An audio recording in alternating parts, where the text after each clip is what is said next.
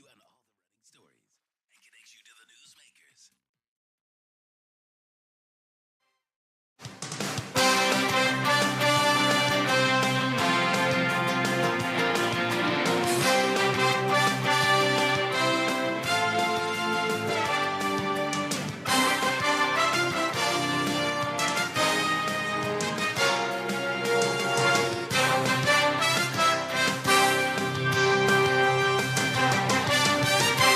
It's midday. Welcome to Citi Prime News on 97.3 Citi FM.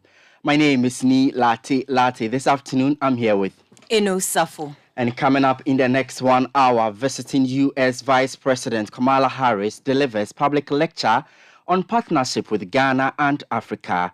We are live at the Black Star Square where this address is currently ongoing. Also, former Finance Minister Dr. Kwabena Dufo faces NDC vetting panel at the party's headquarters as he vies to lead the party as flag bearer ahead of the 2024 general elections. Still ahead on Citi Prime News, 6 accused persons at the center of the killing of a soldier at Ashaiman remanded into prison custody again as prosecution insists granting them bail will compromise investigations. And later, NPP in the Ashanti region in grief and shock over the death of Kumeru MP Philip Basua. The party, and you have to appreciate that. It is a blow to the party. We were expecting that God will give him the strength to at least continue with the good work that he's doing. So if something happens as an emergency at this time.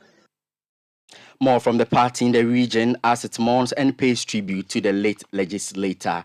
These and more here on Citi Prime News, which is coming to you live from our studios at number 11, Dr. Martin Loop in Adabraka, Accra. The bulletin is not only broadcasting in the national capital. Around the country, we are live on our affiliate, Beach 105.5 FM in Takoradi in the Western region. If you are listening to us in the Bono region, this is Greener 95.9 FM in Sunyani, Focus 94.3 FM in Kumasi, and Orange 107.9 FM also in Kumasi in the Ashanti region. In the Volta region, welcome to Revival 99.3 FM in Tajehu and Cool 103.5 FM in Ho. In the Northern region, this is Radio Bimbela 91.9 FM, Upper East Tanga 93.7 FM in Bolga. In the Upper West region, we are live on Tunson 97.3 FM in Wa and Drapa 96.1 FM.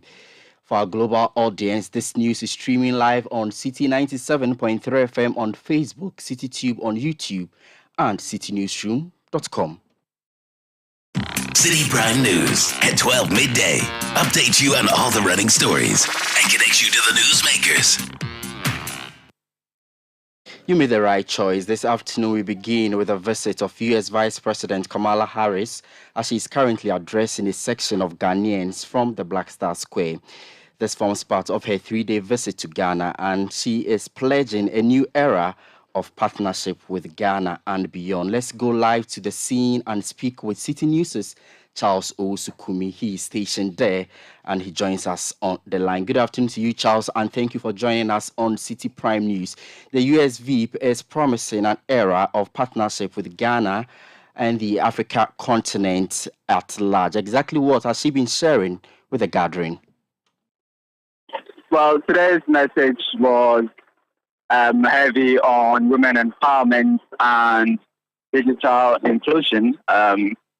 She's already had meetings with President Akufo-Addo. She has already promised about $100 million from the U.S. government to support Ghana and other West African countries to fight the increasing violent extremism that's currently happening in the Sahel region. Now, today she's been talking about digital inclusion. She says that the U.S. is going to mobilize billions of U.S. dollars to support Africa and to develop in that regard. And she mentions that with the digital inclusion and women empowerment, youthful Africans will not have to look for greener pastures elsewhere. So the U.S. government is thinking about public-private partnerships with African governments where U.S. companies would come in and try to expand the internet network of the African continent. She was very particular about girls and women. She says that women grow the food, women are leading in various areas of the economy, but they are not making enough money economically. They are not empowered enough to be able to sustain this. So the U.S. is working with the African governments to ensure that women are empowered in this regard. So essentially, she's been touching on areas including health, economy, security, among many others. But she's been charging governments and civil society organizations and the people in Ghana and Africa in general to partner the U.S. in ensuring that all of these are achieved. Tell us more. Well, she was also very particular about democracy, and she says all these things that she's been mentioning, the digital economy, empowered women, prosperity, all these thrive in democracy. And she alluded to the fact that even the USA is still developing its democracy. So she understands the kind of difficulties that African governments face in terms of an enhanced democracy. But she also promised that the United States is willing to partner African governments to deepen democracy, to build institutions. Remember that when President Obama visited Ghana, one of the things he mentioned was the building of institutions. She has reiterated that. She says the U.S. is willing to partner the governments on the African continent to build democratic institutions and deepen its democracy, which is still fledgling and which is young.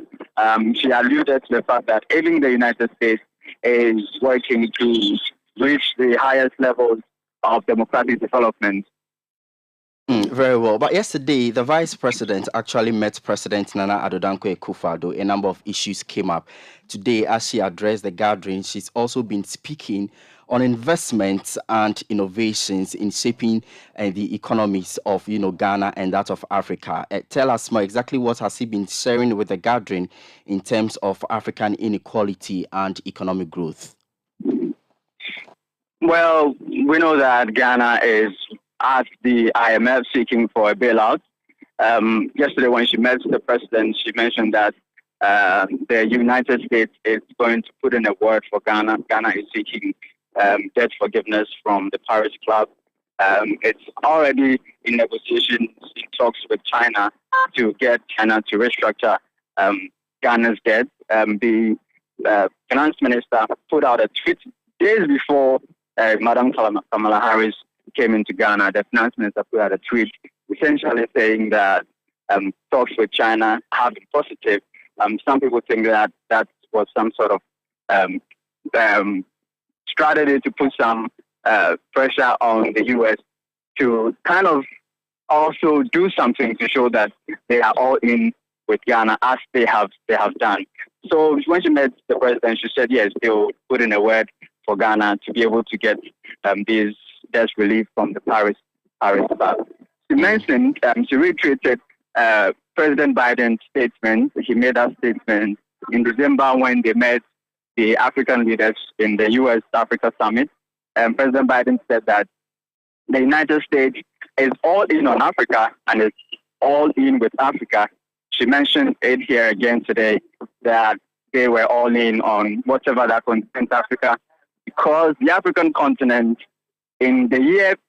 by the year 2050, 1 in 4 people living on the Africa in the world will be in Africa. And with a median age of 19, African continent is going to continue to be a strategic continent in world affairs, and the US wants to partner the continent to develop, because whatever happens on this continent affects the United States and other parts of the world.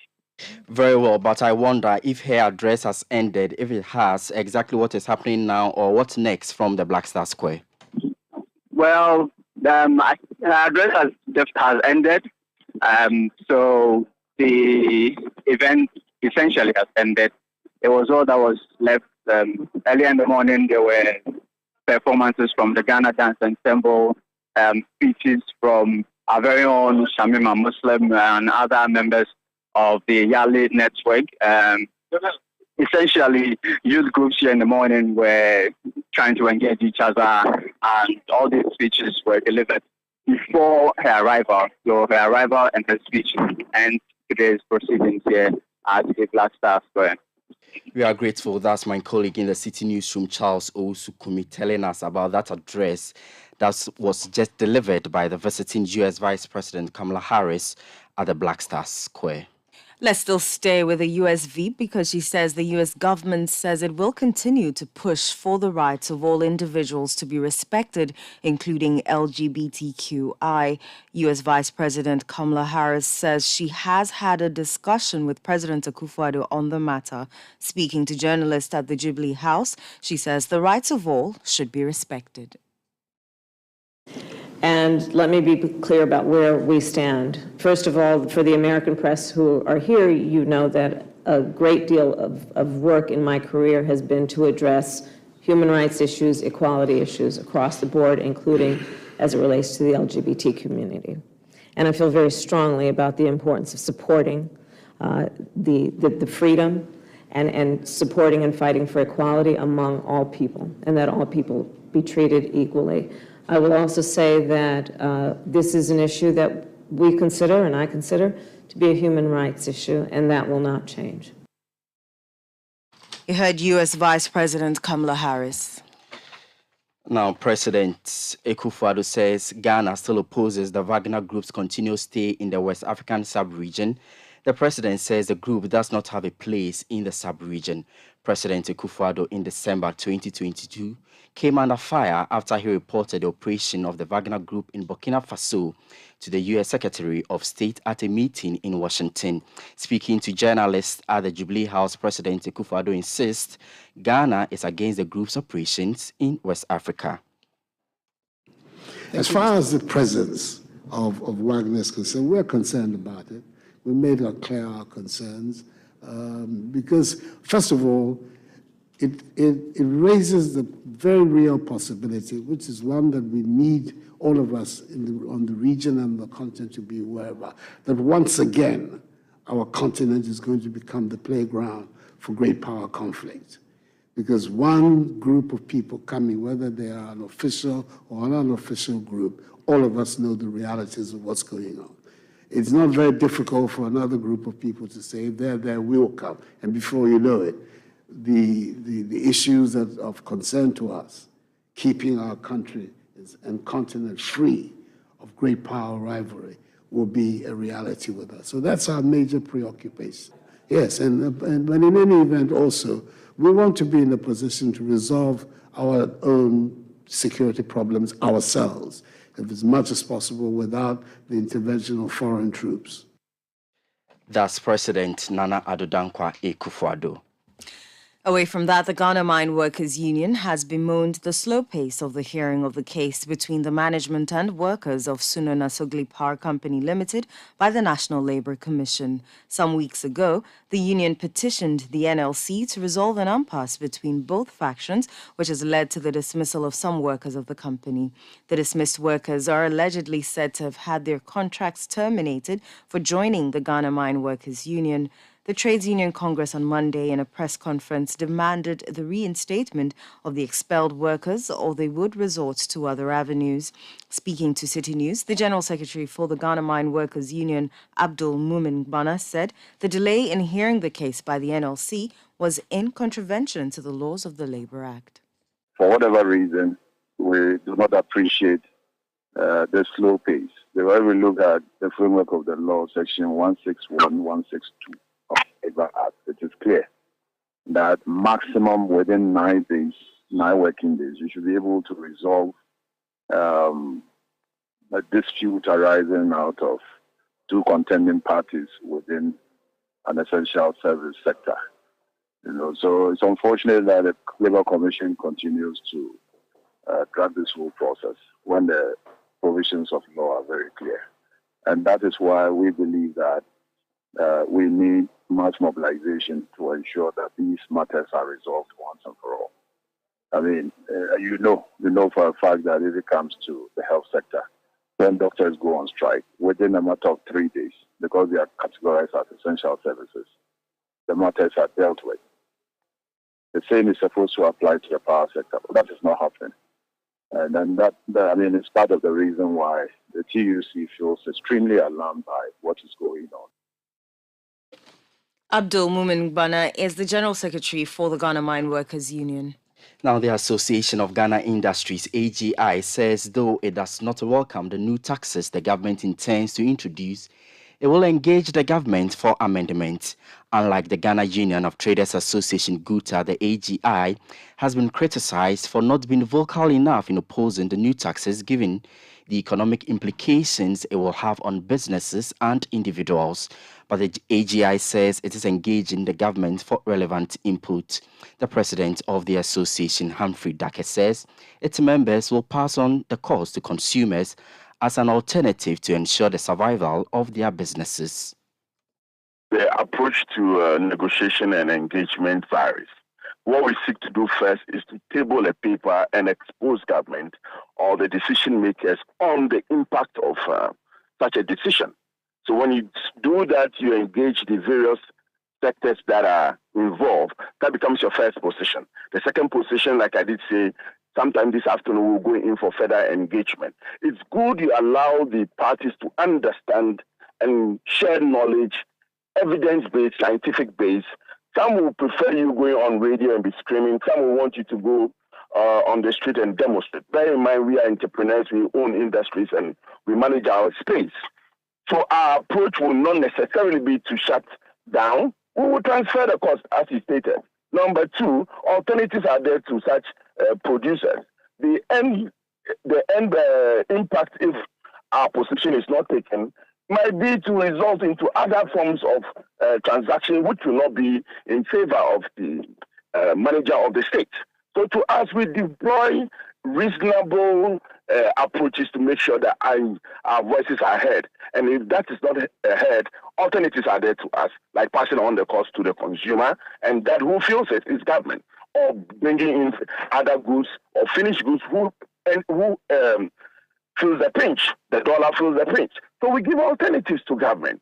So the approach by other institutions or other bodies by going on the street and screaming might not be our approach, but we use meaningful engagement tools to make sure the understanding goes to Parliament. So you see the paper we send to the committee, because they are the decision makers. So we sit down with them and engage them and show them. So now that the three bills are in front of the MPs, and I understand Friday is when they will make a decision on it. Yes. Based on the submissions you've made to the committee, what do you expect on Friday? Well, like I said, this afternoon we're going to a meeting. We had an appointment with the finance minister that he's confirmed that we should have further discussion before Friday. And it's a prayer that he will listen to our position and possibly amend the said document as tabled. If not, we'll see what the next step is. So you are looking for amendment of aspects of the excise tax? Technically, we do not believe in the taxes. Like I stated, they are not welcoming taxes. They are intrusive. They add to the cost of doing business. They make us uncompetitive. And for that cause, we believe government should really look at this tax. So I know, Humphrey, I'm not trying to be smart. I'm trying to get clarity. So are you saying that withdraw the tax and bring it back? Or are you saying change some aspects of it and then let it pass? That is why we'll go back into negotiation with them this afternoon and see how best we can meet ourselves halfway. Humphrey Dake is president of the Association of Ghana Industries. Still on the taxes, the president of the Ghana Union of Traders Association, Dr. Joseph Obeng, has charged the minority in parliament to kick against the government's proposed taxes. The government has proposed 3 new taxes in a bid to mobilize revenue to enhance the country's chances of securing an IMF bailout. Though the taxes have sunset clauses that will ensure the phasing out of the taxes by 2025, Dr. Joseph Obeng described the taxes as obnoxious that would only kill Ghanaian businesses, hence the minority must reject them. He spoke on the City Breakfast Show.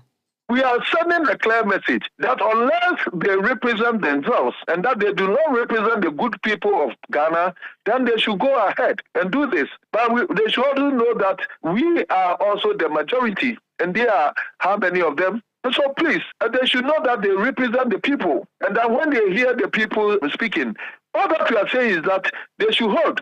Let's evaluate the situation. Let's see where we can do best in enhancing revenue rather than compounding it on just a few of us who are captured. And that if they succeed in collapsing these businesses, whereas we are not competitive. Our manufacturing companies are not competitive. The cost of borrowing a loan does not make them competitive, and then compounding taxes on them. And that's how we make the economy. We have to put it on scale and weigh it. And if it is not beneficial to the latter sector segment of the society, then we know that it's not helping. Especially this one that ensures multiplicity of tax payment among the end users of these companies that are going to pay. Because these companies are not monitored in the past to ensure that when we say profit is profit, they're going to pass it on to us. The shipping lines, when we give them this opportunity, they will make it 10% on the end user. And they don't have anybody controlling them. They do everything left and right. And we've complained all this time. And so if you go and lump 5% on shipping lines, they are going to hand 10% to us. Addressing the Bank of Ghana's increase in monetary policy rates, Dr. Joseph Obeng believes that it is the wrong approach in dealing with inflation in the country. The governor of the Bank of Ghana, Dr. Ernest Addison, announced the increase of the monetary policy rate by 150 points to 29.5%. He cited likely risks to the inflation outlook despite the recent moderation and deceleration of inflationary pressures. The new rates will impact the rate at which the central bank lends to commercial banks, and Dr. Joseph Obeng tells Citi News the central bank's action is counterproductive. It's a wrong approach. This inflation that we are suffering is a cost push inflation. That's all that I can say. It is not a demand push or because we have excess liquidity and of cash. Where is the cash in where it is in the excess? It's because there's the cost of doing business here is very high, extremely high. The effects of the exchange rate, the taxes that we are paying have accumulated in cost, and that's why it has triggered the inflation that we are experiencing. And that, if you want to find solution, you do not increase the monetary policy rate to increase cost of borrowing to compound the inflationary problem that we have. It means that you are using the wrong method. Dr. Joseph Obeng is president of the Ghana Union of Traders Association. You are still listening to the Citi Prime News on 97.3 Citi FM, coming to you live from our studios at number 11, Dr. Martin Loop in Adabraka here in Accra. My name is Larte here with Safo. Still to come, former Finance Minister Dr. Kwabena Dufo faces NDC vetting panel in its bid to become the party's flag bearer ahead of the 2024 general elections. Citi Prime News at 12 midday. Update you on all the running stories and connect you to the newsmakers. Ajwapa, what's all this condom business? Oh, I've told her over and over again that she won't get pregnant, and she's still insisting. Oh, isn't she the same person who said we would not have sex till we go out for at least 2 years? For all this time? Oh, and she still can't trust me enough? Ama, when I try to do something small, no, condom this, condom that. So handsome man like me, she probably thinks I have HIV. Using a condom will protect you and your partner. Condoms are effective for protection against a wide spectrum of STIs and HIV infection. Don't take risks. Use a condom every time. Always come prepared. This advert is brought to you by the Ghana AIDS Commission. Citi Prime News at 12 midday. Update you on all the running stories and connect you to the newsmakers. You're welcome back to Citi Prime News. In more news this hour, the 6 persons on trial for the death of a military officer, Imoro Sharif, have been remanded again into prison custody for 2 more weeks. 4 of them are facing charges of dishonestly receiving for allegedly purchasing the stolen phone from the deceased. The other 2, Samuel Tete and Abubakar Sadiq, are facing separate charges of robbery and murder for robbing the victim and stabbing him in the process which led to his death. The 6 were earlier remanded on March 13 into prison custody to reappear on March 27, but when the case was called on Monday, The prosecution prayed the court to further remand the accused persons as their release would interfere with ongoing investigations. The judge agreed with the prosecution and remanded the accused persons to reappear in court on April 11, 2023. Let's do some politics now, because former Finance Minister Dr. Kwabena Duffuor is currently being vetted as he seeks to be the NDC's flag bearer ahead of the 2024 elections. He is the second aspirant in the race to be vetted after former President John Dramani Mahama faced the committee on Monday. The 12-member vetting committee will also host one businessman, Ernest Kweku Krobia, today. Let's go live to the party's headquarters here in Adabraka in Accra and speak with Citi News' Akosua Ochri. She joins us on the line. Well, Akosua, yesterday was the turn of former President John Dramani Mahama. Today, former Finance Minister and former Governor of the Bank of Ghana, Dr. Kwabena Duffuor, faces the committee. Tell us about the process so far. All right, Larte. So as I'm speaking, Dr. Kwabena Duffuor is done with his vetting and has just moved out of the conference room where he was hosted by the 12-member committee. And he did not speak to the media. He would not address the media, just sat in his car and then moved.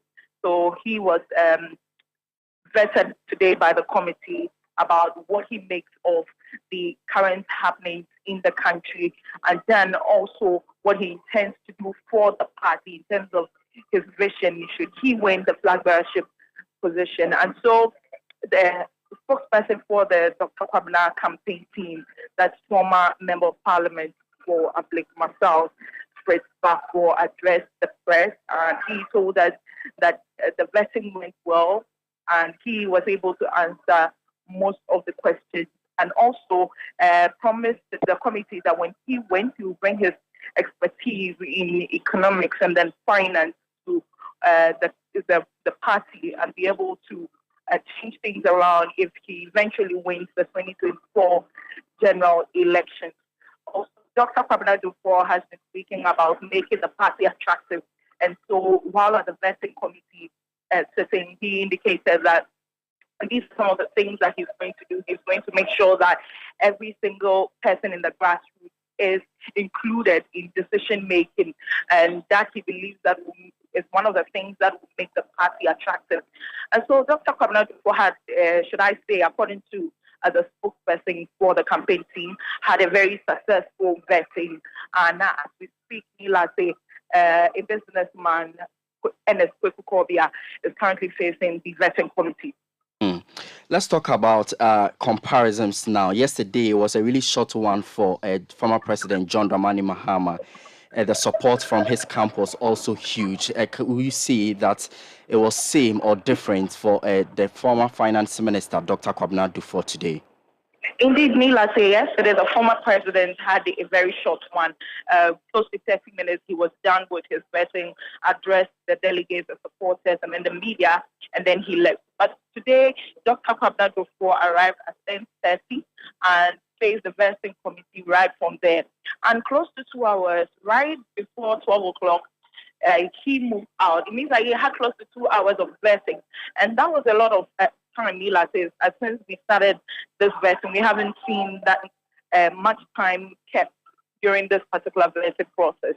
And so I quizzed the campaign team lead, that is Fritz Safo, why the vetting took so long. And he said that because the former finance minister had a lot on board, he needed the vetting committee to understand or to know. And so that was why the vetting took so long, and also the his expertise in finance and economics. Since the party, if you recall, one of the reasons why they reshuffled their leadership in the legislative house, that is Parliament, they indicated that 2024 is going to be about the economy, because they believe that their hardship has to be, and so he needed to let the vetting committee know that this is what he wants to do to save the dwindling economy. And so that was basically why he had a very long vetting today.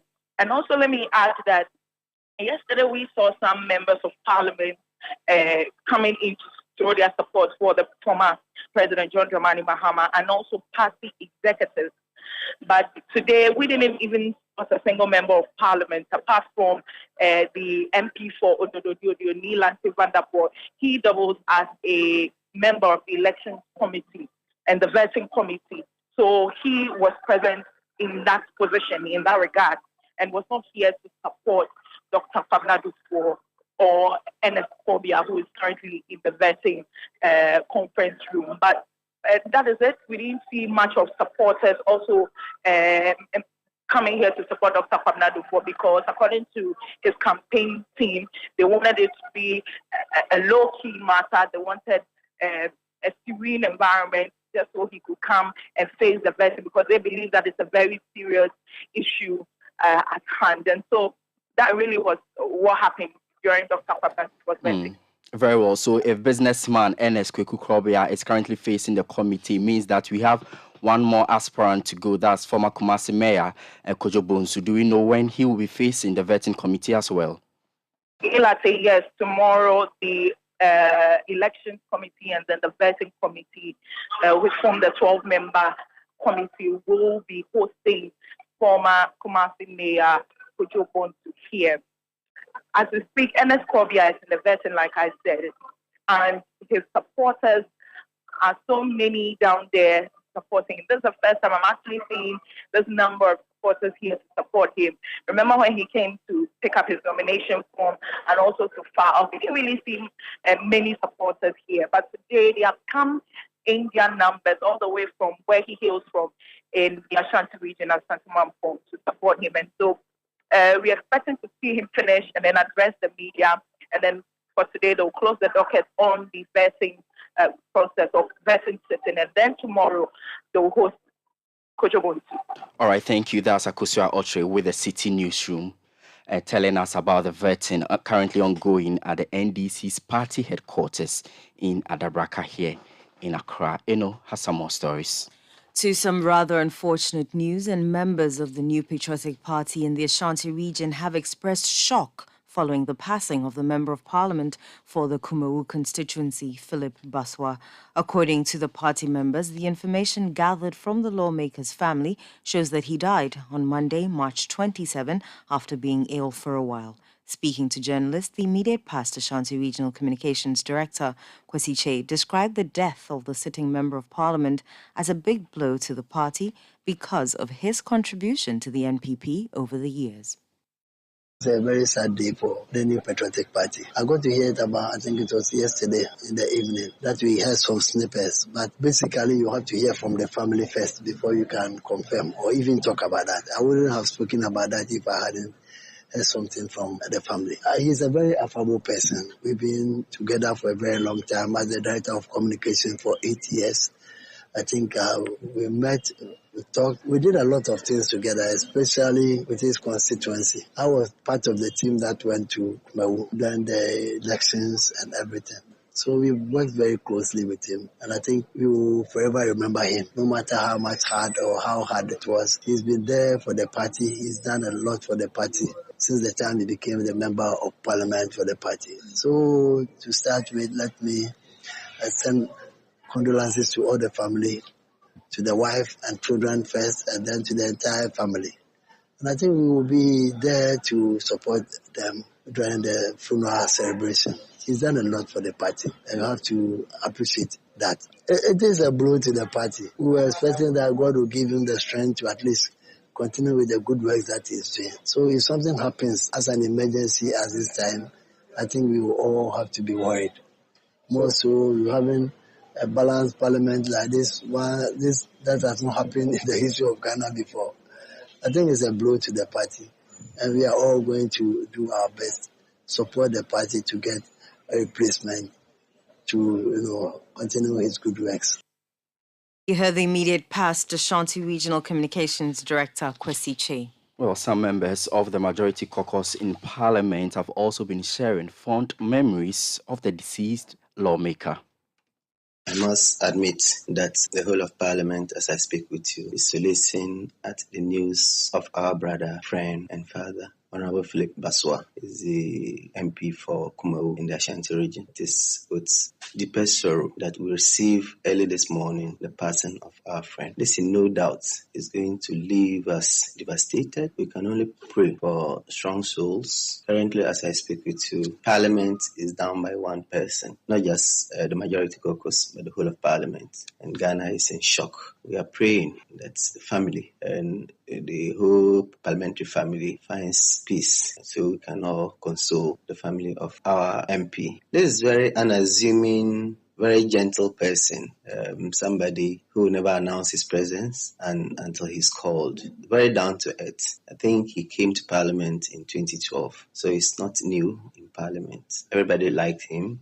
Everybody respected him because he respected everybody. We would miss him.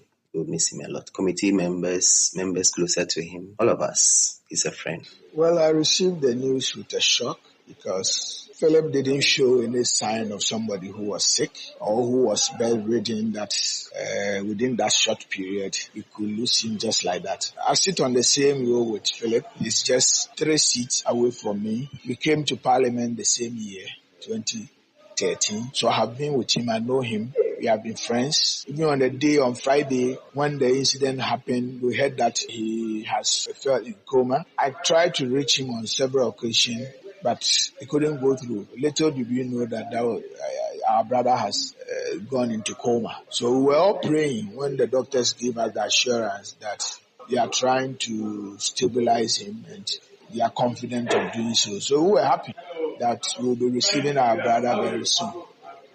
Only for us to wake up this morning to receive this unpleasant news. So I think it is very unfortunate, very sad. The only thing that I will say is I will commensurate with the family, especially the wife. I know it is not going to be easy for her, especially the wife. Those were some MPs from the majority side in Parliament mourning the death of Kumawu MP Philip Basua. Away from that, the Okaikwe North Municipal Assembly has served notice that from the middle of April, it will begin pulling down unauthorized billboards and tow abandoned vehicles on roads within its jurisdiction. The Municipal Chief Executive Officer, Boy Lai, in an interview with City News, bemoaned the unauthorized mounting of billboards as well as the abandoning of vehicles on roads and said the situation was becoming alarming. The Okaikwe North Municipal Assembly MCE says the time has come for the Assembly to clamp down on such activities after several engagements with various stakeholders. Since I came from 2018, I've been trying just to at least manage some of the things, especially pasting posters at unauthorized places. And then people just go there and mount billboards, signboards without authorization. And also, you see edges of the roads, shoulders of the road. This time, that is what is also coming up very strongly. People don't have garages or spaces in their car, in their houses. And so they sought to park their cars on the roads. And it is becoming alarming. We think that we need to check those things because it's creating a lot of problem for other road users and the community. So we sought to check these things these days. So we are giving some ultimatum. If people are not adhering to our call for people not to do that, in fact, we'll go after them. Boylai further appealed to stakeholders to follow laid-down procedures before mounting billboards in the area. We'll just advise people to just adhere to our plea. We are just pleading to people. The roads are not meant for garages. Billboards, at least if you want to put up a billboard, come to the assembly and come and take permission. There are places where it will be permissible. We can't allow people just to put anything anywhere. Drivers are complaining. At times they put at advantage places where it is also creating visibility for drivers and things like that. Come here, then appropriately we'll tell you where you can mount your billboard. But if you can just go on your way, just to go and put anything anywhere, that will creates problem for road users and commuters. I don't think that it is. Boylai is Municipal Chief Executive Officer of the Okaikwe North Municipal Assembly. From Accra, let's go to Kumasi because over 500 traders who were relocated to the race course market are demanding answers from authorities following delays in the completion of Phase 2 of the Kumasi Central Market redevelopment project. The project was due for completion in March 2024, but the Brazilian construction firm working on the project recently laid off over 1,500 workers. The development was attributed to the government debt exchange program, which affected key projects like the Kumasi International Airport, the mother and baby unit of the Komfo Anokye Teaching Hospital, and Phase 2 of the Kumasi Central Market. Members of the combined Kumasi Central Market Traders Union have vowed to hold authorities accountable if they fail to meet the deadline for the completion of the project. The MP for Menchia North, Honorable Akwesi Kunedu, the MP for Bantama, Honorable Asenso Boache, the MP for Menchia South, Matthew Opoku Prempe, the MP for Aswase, Honorable Muntaka Mubarak, and the Honorable Eugene Entry, MP for Subni. And we are calling in the majority leader, who is also the MP for Swami, Honorable Oseiche Mensa Bonsu. All these members that I have named have this market in their jurisdiction. They have borders onto this market. People from their constituencies trade in the market. So these issues affect them directly. We are demanding that they give us answers, and our answers should come immediately. Our big question is, why is there a halt in the construction of the market? We want to know, and we want our answers now. We have sat aloft and watched them for so long. They gave us lies before we moved out. We are not listening to the lies anymore. Sikano Abba, our bank, Ohima Sikano Yechen, we are not listening to that anymore. We want the work to continue and continue now. Kumasi is trade. Trade is Kumasi. This is our livelihood. We demand answers from them. If they are not ready to give us answers, then nobody should come here to campaign. That was the secretary of the Traders Union at the Kumasi Central Market, Emilia Kofi Asari. Let's stay in the Ashanti region because the board of the new Kejetia market, also known as the Kumasi City Market Limited, has vowed not to allow traders whose shops were directly affected by the recent fire incident to operate where the blaze occurred. This comes after some of the affected traders forcibly entered the cordoned area, defied the authorities' directive, and engaged in trading activities on Tuesday morning. The board says after the contractor and consultant submitted its report to them, it affirmed the need for that part that was affected to be indefinitely closed. Speaking at a news conference, the vice chairman of the board, Nana Ajinim Boateng I, also noted that it had directed other traders who operated close to where the fire struck to stop working for a comprehensive structural integrity test to be conducted. There was a press release signed by my good self, the vice board chair, on requesting for 1 week to be able to have an assessment on the fire outbreak at the Kumasi City Market, Kejetia. The essence of why we requested for that was that at an emergency meeting on Friday, the 17th of March, the board agreed on a resolution to follow this roadmap, to write to the consultant and the contractor to do an MEPS evaluation on the aftermath of the fire. The MEPS is the mechanical, electrical, and plumbing systems which might have in any way affected the structural integrity of this market. Today, we've had this preliminary report, but it is important for us to know that this is a report from the consultant and the contractor, but does not form the basis of a complete report because they have requested that we have an independent third party to also affirm what has been done. The pictorial reports that I've shown, given the graphic, it's been identified and established that the structures of some floors, the level 1 and the level 2, has been affected. We've had some of the shops, the 3199 to 3206, which we've had the slabs also damaged. We had one of the shop, which because of the type of goods that was being sold, they didn't have any of his goods bent. Reason being that the way that it was paneled,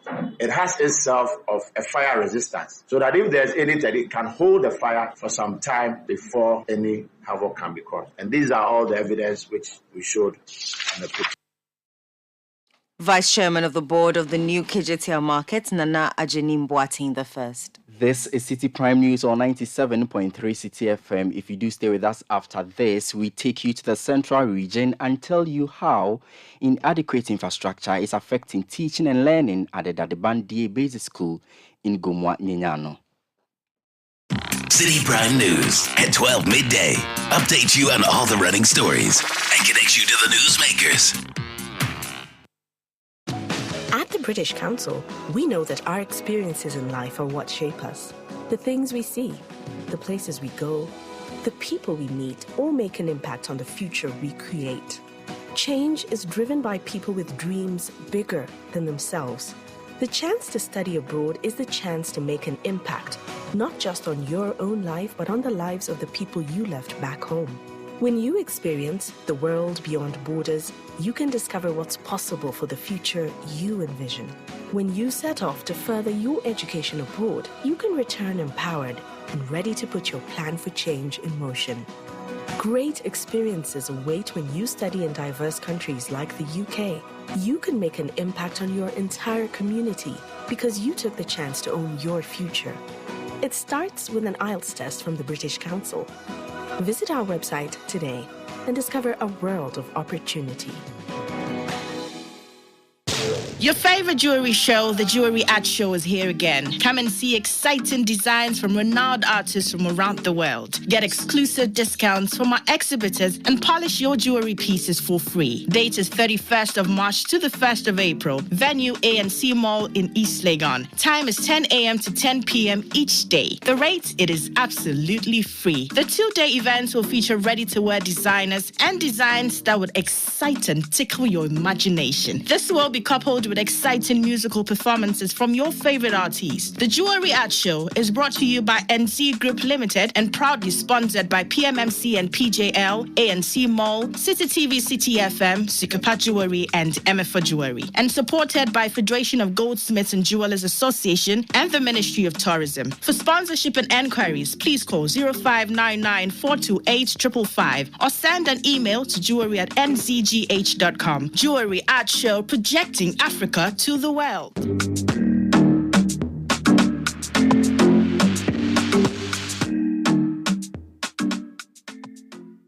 Charlie, so the first thing they do when you wake up is check out highlights. And then all you go remember, take the kids to school.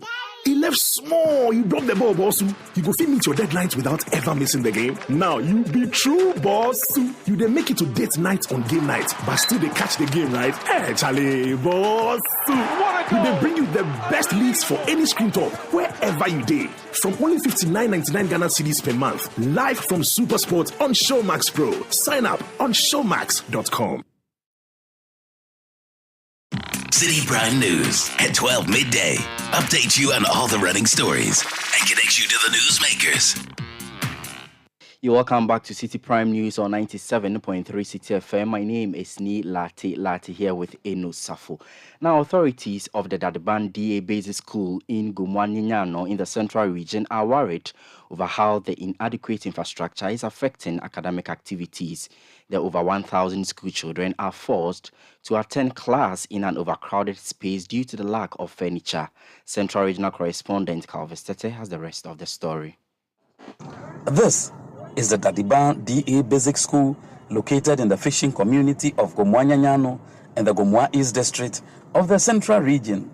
It has a student population of over 1,000, but its huge population does not correlate with the infrastructure in the school, as students struggle with adequate chairs and tables for use in the classroom. Some students are forced to use the veranda when the classroom gets full. According to City News sources, one class accommodates over 100 students, putting the burden on teachers in the classroom who are faced with the task of controlling the class. The community through communal labor and support from traditional authorities in Gomwanyanyano, managed to build the school, but they lament the lack of support on the part of government towards building a government school in the enclave. Here are some leaders of the community on the challenges confronting the school in an interview with Citi News. And a normal time when you come to the school, when the school is in, the classes are in progress, you could see many children they have their desk on the veranda and all that. One classroom takes about 150 people. So for a teacher to teach these people, how effective will it be? Overpopulation in the classrooms actually disturb the essence of learning. It affects the academic standard of the children too. There are no sufficient seats.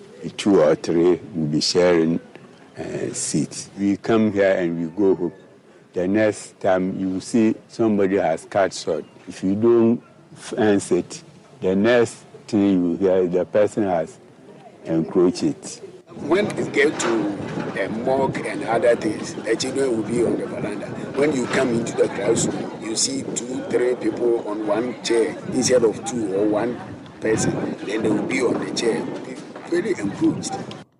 The Gomwanyanyano enclave has over 100 basic schools in the area, and traditional authorities wants government to support the community with a secondary school. Nana Ayukwe is the Ankobiahine of Gomwanyanyano traditional area, and he shares with Citi News efforts made towards this drive. We've already been to the vice president and other stakeholders. We also needed a secondary school because with community which has about over 105 basic schools, definitely need a secondary school. And we are going to start, but we need the government to come into our aid and provide the staff and the administrative staff and all those things. We have provided for land and other this thing in place. The only thing the government to do is to come and put up modern secondary school for us. In addition to these challenges, the school is also struggling with criminals and other elements using the school premises as their base to perpetrate crime. In fact, when it gets to evening, 5:30 that way, when you come into the school, you come and see we smokers and all these people around. They are here. Some of them are armed. Some of them holding knives and other things. So when we come here, you are unable to stay around with them. Our children are in danger. School authorities in Dadiban DA Basic School here in Gomwanyanyano are worried that the number of student population does not correlate with the number of structures here in the school. The school has also made efforts to construct a wall to prevent criminals from entering into the campus. But they say they need more help from government. Carl Bistete, Citi News, Gomwanyanyano. Well, from the central region, let's now take you to the Volta region and then bring you a story that is just coming in. Citi News is learning that 8 persons are reported dead after a boat headed for a community in the Karachi West district capsized on the river Uti. Let's get more from our regional correspondent, Benjamin Aklama. He joins us on the line. Well, Benjamin, what more can you tell us about this particular accident we are just receiving? We understand that transport on the Uti River is increasingly becoming dangerous because we are stepping into the rainy season again and the water levels are rising. For this specific one, we understand that a boat that has the capacity to carry just 8 persons was conveying about 16 persons. And you know, on water travel, you often need to have something to fetch out water that is leaking into the boat. And our understanding is that they did not have anything to be fetching out the water from the boat. So the boat was getting filled up with water, and when the boat rider attempted turning back to Ichumuru, where they left, the boat capsized along the road. So these were mourners who were headed to a community in the Karachi West district called Bajoki. We also understand that this community finds it difficult to use life jackets even when it's provided for them, on grounds that they fear skin infections and all of that. Well, so you have been engaging the assemblyman for the area. Exactly what has he been telling you? Well, he's been expressing concern about the situation and calling for attention to water in the area. That is one of the main things of transportation for them in the area, because there are not a lot of access roads, and even when there are roads, the roads are long and often unmotorable. So there's the need to pay a bit of attention to water transport in that area. There's also the need for education. For telling me that they were calling for education to their people to understand the essence of life jackets in water transport. But do we know if officials from the National Disaster Management Organization have moved to the scene? Do we know the state of these 8 persons who have reportedly died? My understanding is that NADMO is in a crunch meeting with the 2 districts. They are a twin district, the Kachi Chumuru to one bank of the Oki River, and Kachi West to the other. So the district security councils of these 2 districts are in a crunch meeting with the NADMO officials. Understanding is that the accident has been reported to the police and the NADMO is intervening. And do we know the whereabouts of the owner of this particular boat? Because you say that it was as a result of overloading of the boat. So my understanding as well is that it was a young boy riding the boat. The boat owner has not been identified as we speak, but we understand it was a young boy who was riding the boat and overloaded it. But the question also arises that there were adults and children, and the adults at least should have realized if the younger boy was overloading and there was a mishap there. That's what I know.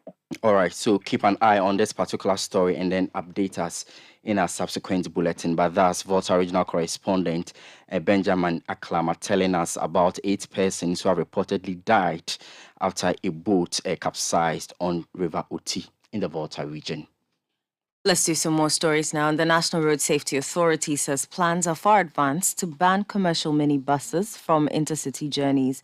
This follows the death of 9 persons in 2 separate accidents involving minibuses over the weekend. However, some stakeholders have described the plans to ban the minibuses as inconsiderate. According to them, the measure alone cannot end road crashes if other equally important issues are not addressed. Pearl Satakla is the Public Relations Officer of the National Road Safety Authority. The plan to direct the contributory factor to excessive speed in one, and then the fictionally broken down vehicle on the road. Because since most of the drivers, in an attempt to veer off their lane to touch the facing vehicle and on top speed collide into oncoming vehicles. If the speed were down, it may not, the fatality may not have high as it is being recorded. Pearl Satakla is the Public Relations Officer of the National Road Safety Authority. Now, the Member of Parliament for Ningo Pram Sam Nartejo says attempts by President Akufo-Addo to distance himself from the promotion of proper human sexual rights and Ghanaian family values bill is shameful. Speaking to journalists at the Jubilee House, President Akufo-Addo, during the visit of the Vice President of the U.S., Kamala Harris, President Akufo-Addo entrusted Parliament with the responsibility of coming up with a fair response to the bill, which is currently before the House. But the legislator for Ningo Pram Sam George, who is one of the sponsors of the bill, says President Akufo-Addo failed to state his position on the anti-gay bill. It was shameful to listen to the president try and, in so many words, distance himself away from the bill. No matter how hard he tries, the bill will land on his table after Parliament has approved it, and then we will demand a direct position from him, whether he will sign and give assent or not. Because I thought that yesterday presented a fantastic opportunity for the president to make it clear. In no uncertain terms, like President Rawlings before him had, like President Mills had, President Kufuor, President John Mahama. We expected him to have this fantastic opportunity to say that Ghana is a proud cultural nation. Our culture and tradition is non-negotiable, and we're refusing and objecting to cultural imperialism. But unfortunately, our president sought to pander to the wishes and whims of the opinions of the vice president. We've had other presidents take a categoric stand when they've been presented with the same position. Yesterday, do you leave with a sense of where the president's position was? With his answer, absolutely not. The president failed to state his position on the bill. Simple. That was Member of Parliament for Ningo Pram Pram, Sam Nate George. And that's it for today's edition of Citi Prime News, which came to you live from our studios here at number 11, Dr. Martin Loop in Adabraka here in Accra. It was also live across the country on a number of affiliates around the world on citynewsroom.com. My name is Larte. And I am Safo. Many thanks indeed for deciding to spend your 60 minutes with us here on Citi Prime News. For more news, visit our website, citynewsroom.com. For now, Neteli Neti Ajaho is next with the afternoon's edition of Citi Business News. Have a good afternoon. Citi 97.3.